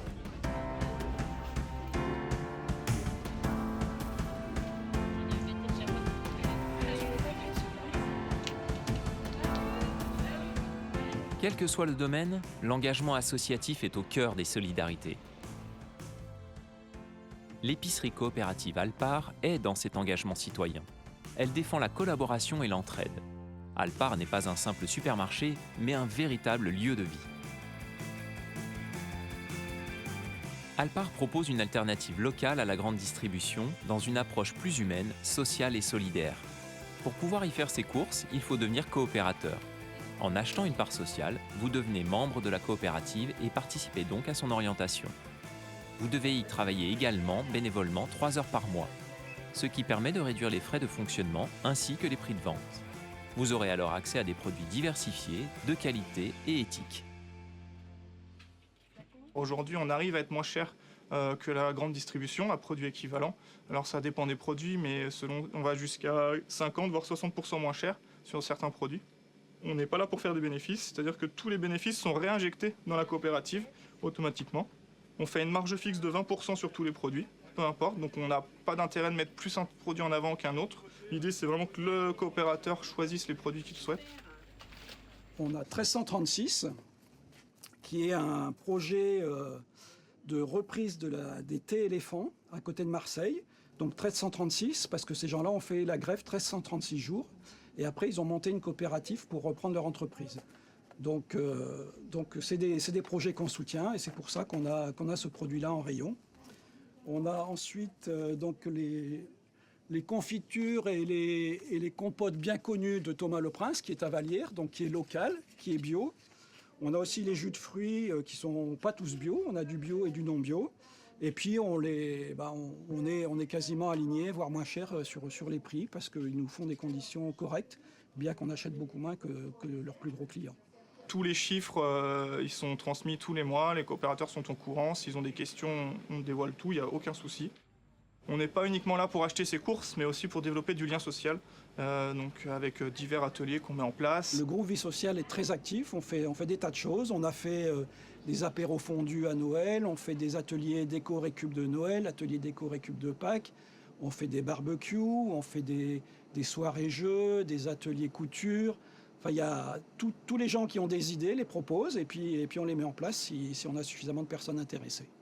C'est complètement participatif, c'est les gens qui fournissent les idées. Et puis quand vous venez faire vos courses à Alpar, l'avantage c'est que vous connaissez beaucoup de monde. L'inconvénient c'est que vous passez souvent plus de temps que prévu du coup parce que vous restez pour papoter, pour boire un coup, etc. Donc c'est vraiment cette idée-là de sortir du cliché de la grande distribution et de se dire que les courses étaient un calvaire. Et ben quand vous venez à Alpar, ça devient plus du tout un calvaire. Au contraire, c'est un bonheur de venir faire ses courses ici. Créer du lien, c'est partager, s'épanouir et finalement trouver sa place dans la société. Une philosophie que défend le réseau des accorderies, porté par Marine, sur l'antenne du bassin annécien. Les accorderies proposent de produire et de consommer autrement, à travers un échange de services entre accordeurs. Du soutien scolaire, du bricolage ou encore une séance de tai chi. 1 heure de service rendu vaut 1 heure de service reçu. Il n'y a donc aucune transaction monétaire. La comptabilité se fait à partir de chèques temps. Et tous les services sont sur un même pied d'égalité. Tout le monde peut devenir accordeur ? Ah bien sûr, c'est le principe. Hein. Il faut que ce soit ouvert à tout le monde, qu'il y ait le maximum de mixité possible. On ne veut pas être une asso bobo, on va être une asso où tous les milieux se rencontrent. Et justement, ça doit permettre de faire tomber les préjugés, les idées reçues et créer plus de cohésion sociale en général, faire grandir la confiance dans la société. Beaucoup d'accordeurs se sont épanouis en rendant des services et en rencontrant des gens à l'accorderie. On doit toujours être dans la bienveillance, même si on n'a été pas tout à fait satisfait par le service, on reste quand même correct et bienveillant avec la personne parce qu'on ne doit vraiment pas produire d'exclusion et on doit faire très attention à ce que chaque personne se sente à l'aise dans ce système. J'ai tendance à dire que c'est pas pour remplacer le reste, l'accorderie, mais c'est plus pour montrer qu'il y a plein de gens qui sont OK avec un fonctionnement bienveillant, convivial et plus égalitaire. Du point de vue écologique, si on en vient à manquer de ressources, les gens vont se taper dessus. Et si, d'un point de vue social, si les inégalités augmentent, eh ben, les gens vont aussi se taper dessus. Donc il faut agir des deux côtés pour qu'on ait une société où les gens aiment vivre ensemble. Non, je passe.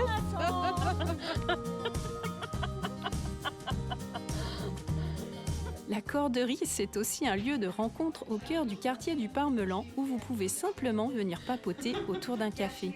Cette convivialité et cette bienveillance, vous la retrouverez dans le quartier du Vieux-Métais à l'Écrevisse.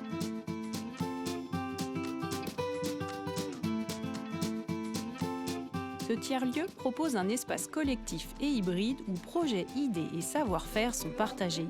Un laboratoire citoyen qui expérimente de nouvelles formes d'organisation et où partenaires locaux, associations et collectifs sont les bienvenus.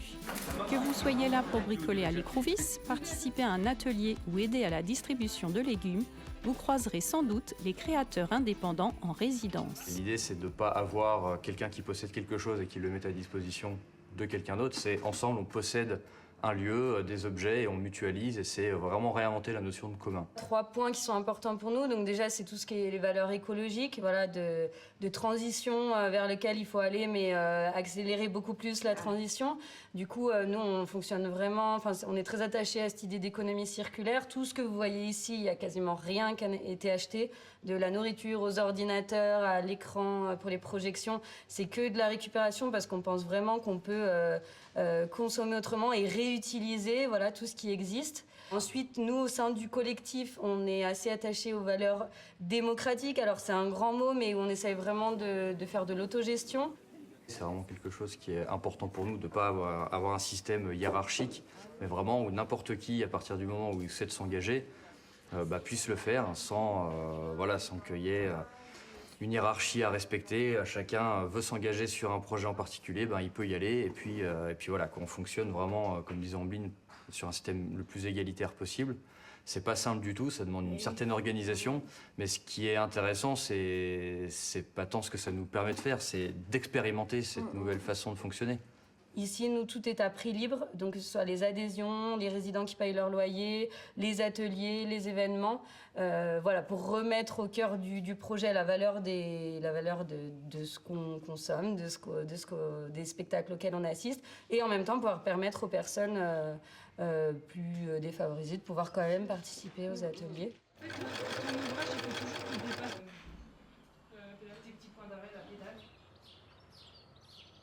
On aimerait beaucoup plus s'ouvrir sur une mixité culturelle, ne serait-ce que dans les quartiers ici à Métais. Et voilà, c'est pas simple, mais du coup, c'est des super objectifs qu'on a de ne pas rester entre nous, classe moyenne, écolo, et d'aller vraiment plus loin et de promouvoir ce mode de pensée et de vie qui maintenant est absolument nécessaire pour tout le monde, que ce soit vraiment accessible à tout le monde. L'objectif, c'est que tout le monde devienne acteur de cette transition-là. Donc, ce que fait l'Écrevisse, c'est pas de fournir des services, c'est de permettre aux gens de devenir acteurs de cette transition. C'est un vrai défi, mais on se rend compte que, pas après pas, ça fonctionne, et puis on arrive à faire des choses qui sont exceptionnelles. Mais c'est vraiment un lieu de rencontre aussi, où il y a vraiment du tissage culturel, générationnel, donc il faut de ça partout, quoi. Plus de liens et moins de biens, quoi. C'est vraiment l'idée. Et si des tiers-lieux émergeaient dans tous les quartiers, si une force collective et solidaire grandissait et bousculait notre vieux système? Échanger des idées, réfléchir ensemble, construire pour le bien de tous, c'est le champ que nous ouvre la politique. Ce n'est pas qu'une affaire de parti, de carrière ou de classe.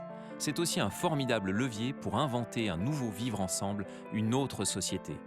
On est une civilisation hyper collaborative, mais dans des intérêts très individualistes. Aujourd'hui, pour nous, être actif politiquement, c'est aller voter. Et on ne se rend pas compte qu'en fait, il y a encore plein d'autres modes d'action qui nous permettraient d'avoir beaucoup plus d'impact et d'effet sur la politique. Mais c'est grand, en fait. Aujourd'hui, ça détermine tout. Et on voit bien que ceux qui ont les moyens arrivent à leur fin. On voit bien les lobbies économiques qui en fait, font la pluie et le beau temps en politique aujourd'hui. On critique beaucoup la politique, mais en fait, on ne se rend pas compte du pouvoir qu'on a. Et en fait, c'est se critiquer un peu nous-mêmes que de dire que la politique ne va pas aujourd'hui.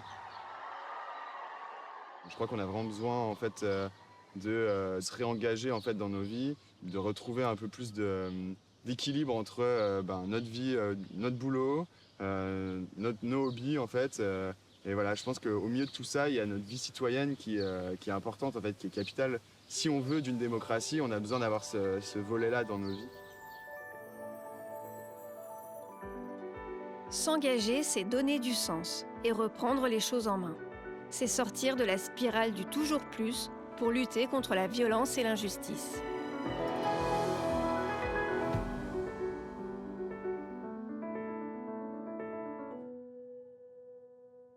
Moi, en 2030, je peux imaginer que peut-être on mangera des lentilles issues de Haute-Savoie, qu'on aura de la tartiflette avec des bonnes pommes de terre du coin et de la polenta avec du maïs qui viendra d'autour d'Annecy. Une ville effectivement résiliente et où les citoyens décident eux-mêmes de leur avenir. On a une histoire particulière à construire. Et donc ce sera une ville participative qui aura repris en main son destin. Moi je suis convaincu que si les gens reprennent en main les questions institutionnelles, globalement, les orientations seront plutôt bonnes. Plus de liens et moins de biens, quoi. C'est vraiment l'idée. Et aller vers plus d'entraide, plus de solidarité, plus de rencontres. Donc voilà, on est sur des rails et je pense que c'est en train, effectivement, Annecy est en train de se transformer.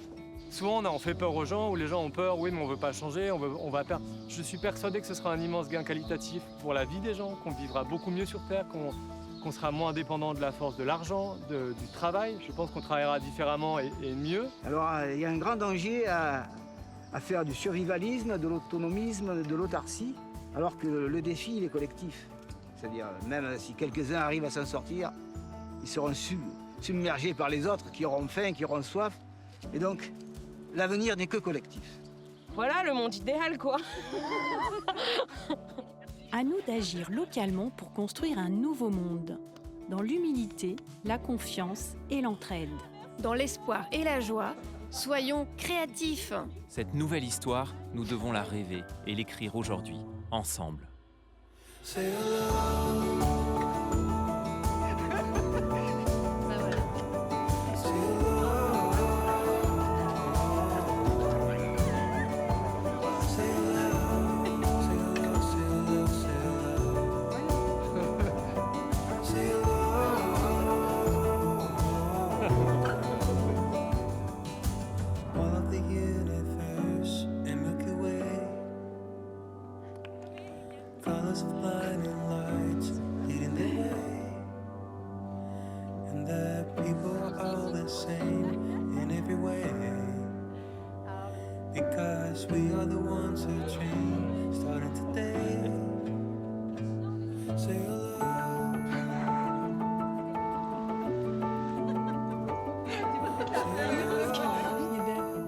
Qu'est-ce qu'elle dit?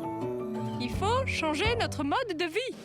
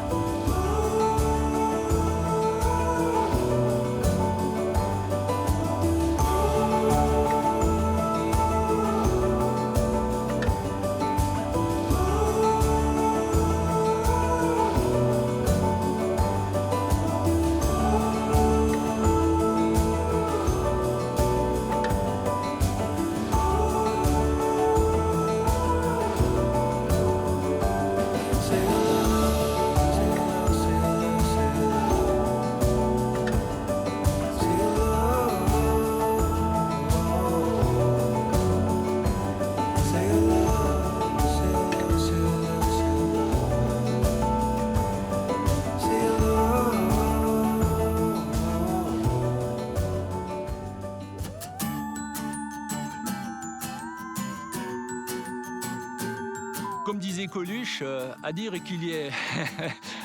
qu'il suffirait que ça se vende pas. Non, c'est pas ça. Je recommence. On recommence.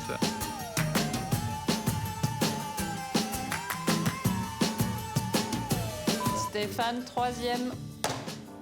Les règles de distanciation du confinement ont été respectées pendant le tournage de ce documentaire.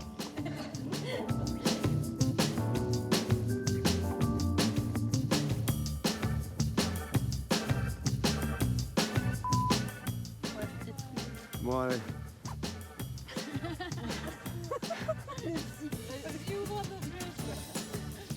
Ça va? Merde. Elles sont chiantes, hein. Oh putain. Oh putain.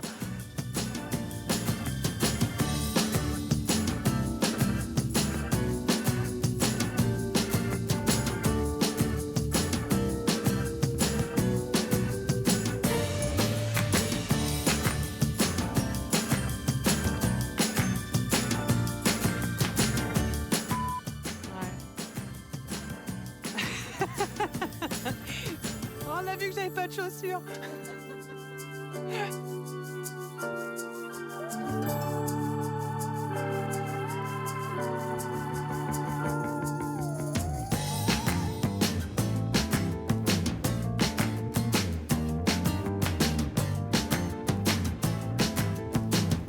Et comme disait Coluche, à dire qu'il suffirait que ça ne se vende pas pour que ça ne s'achète pas.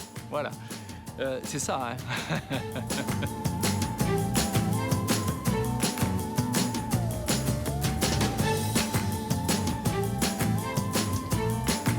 Hyper Café, première. Alors, eh ben Antoine, donc qu'est-ce que... Non, moi je suis Christophe. Regarde ce qu'on fait, on va se mettre, on va les verser nous deux. Comme ça, ça ne dérange pas. Tu veux qu'on change de place? Est-ce que c'est possible de refuser?